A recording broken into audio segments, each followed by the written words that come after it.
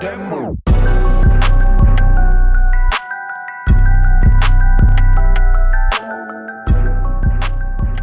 So at this particular fire, I was a second arriving chief officer. The way our system works, the first arriving chief is going to establish command, and they're going to be located at a stationary command post, typically inside of the battalion vehicle. The second arriving chief is going to assume a tactical supervisor position, which is going to start with getting dressed out in my gear and my SCBA and reporting up and getting ready to receive whatever assignment command wants to give me. This particular fire is not particularly a particularly impressive fire or anything, but the footage will kind of illustrate how this position works pretty well and some of the jobs that we're doing when we're in that tactical supervisor position. So one of the first things I'm going to do on my way up is, if it's practical to do so, I'm going to take a lap of the structure, get my own 360, get an idea of where the fire is, what the conditions are looking like, if they're getting better or worse, where the companies are operating, any features of the building, the same kind of stuff that anybody would get on their 360, just so now I have my awareness of that as I move into the building and take my position. So next thing, I'm going to get my assignment from command. Sometimes that's going to be done by going to the buggy and getting it face to face. A lot of times it's going to be over the radio. Here's 250 is going to take Division 1. 250, you'll have Division 3, right at 104. Copy. They're going to tell me what function, group, or what area, division that I'm assigned, and what companies are assigned to report to me. So in this particular case, I'm assigned Division 1. I get my companies from command, and I'm going to mask up and make entry. One of the first things I want to do as I make entry into the building is make verbal contact with the company officers that have been assigned to me. A lot of times that takes the form of kind of yelling down the hallway, or maybe getting a little face-to-face to that with them, like you see here. Hey, Spencer. What's up? Hey, Martin, what do you got? Everything's right down. They're opening up over there. This is a cookout. They're opening up over there. We had some special. I haven't heard if their search is good yet. They're checking to make sure they're good. Okay. They're still on the way. And I'm trying to get an update on three primary things, right? What do you got? What do you need? And do you have all your people? So really, in terms of the what do you got kind of things, I'm looking for their progress on the primary tactical benchmarks. So if I'm talking to an engine company officer, I want to know the status of the fire. Do we have water on the fire? Do we have the fire knocked down? Do you need another line? What's going on from the engine perspective? When I contact a service company officer, like a rescue or truck officer, I'm looking for the status of the search, and then later the status of the extension. So big thing off the rip is, do we have the primary done?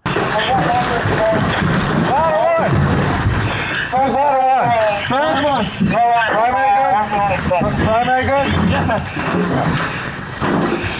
Right? So one of the other reasons, in addition to the verbal contact and how much radio traffic that cuts down on, one of the other big reasons that I want to make sure that I get into the area that I'm assigned is so that I can take a look at what's going on and get an idea, like, how hot is it in here?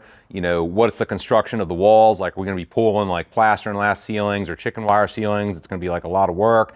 Are there hoarding conditions? Are there holes in the floor? Like, what is the environment in which these guys are operating in? Because that's going to make it, I'm going to do a little bit better job helping them and helping manage that area if I know the conditions that they're operating in.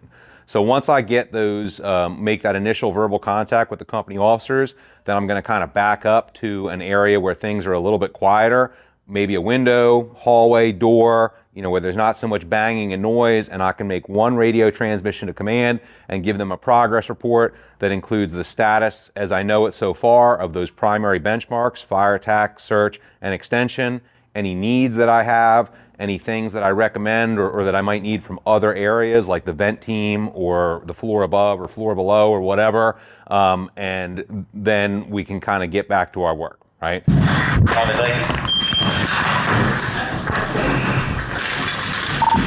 Command, Division 1.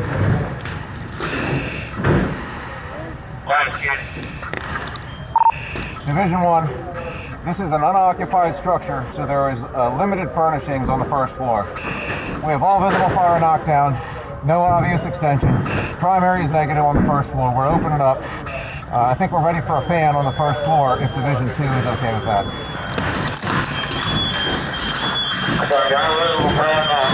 Search is negative, Division 1. You're ready for a fan. Division 2 will fan enter you anyway. So at this point, once I've given that initial progress report, Then I kind of just move along to managing the operations in my area, just helping kind of coordinate the work of those companies. Nothing too crazy going on at this one. You'll see at one point, I kind of tell the companies, hey, let's slow down and wait for the fire investigator.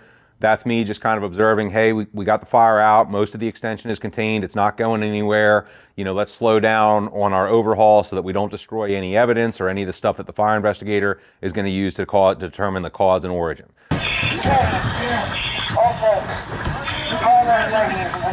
Hey, let's slow down the overhaul unless we have anything obvious.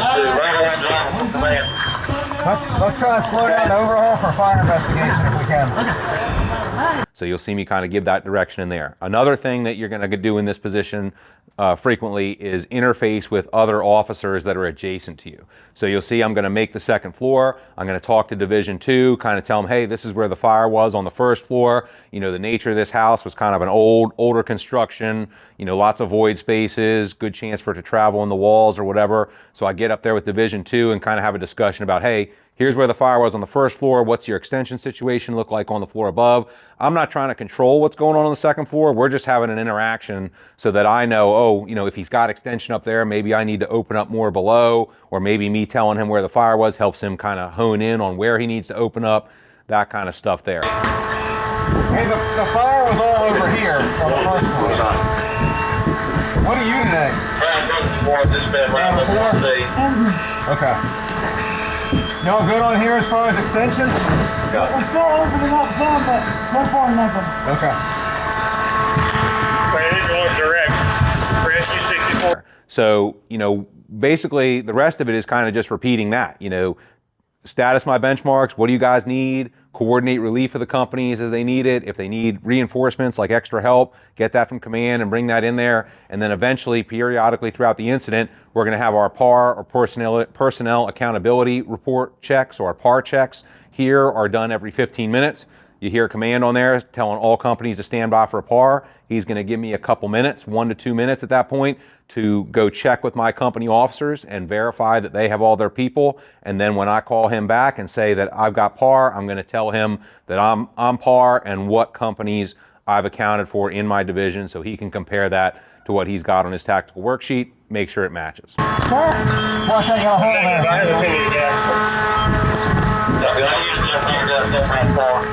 3, you par?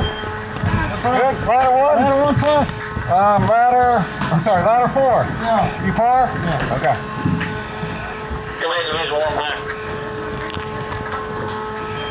Division 1 is par with engine 3, ladder 1, ladder 4.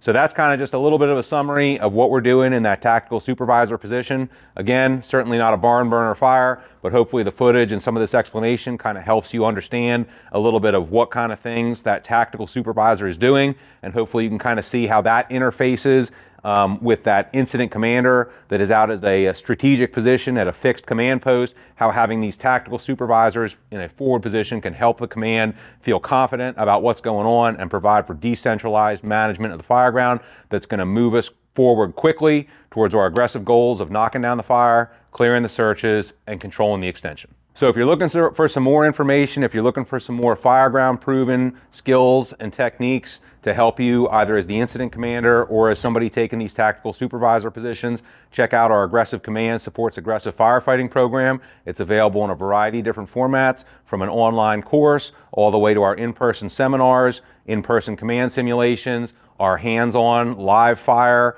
command board to the tailboard simulations, and also periodically throughout the year we do our online 10-week cohorts. So if you're interested in any of those, make sure you check out the website for more information.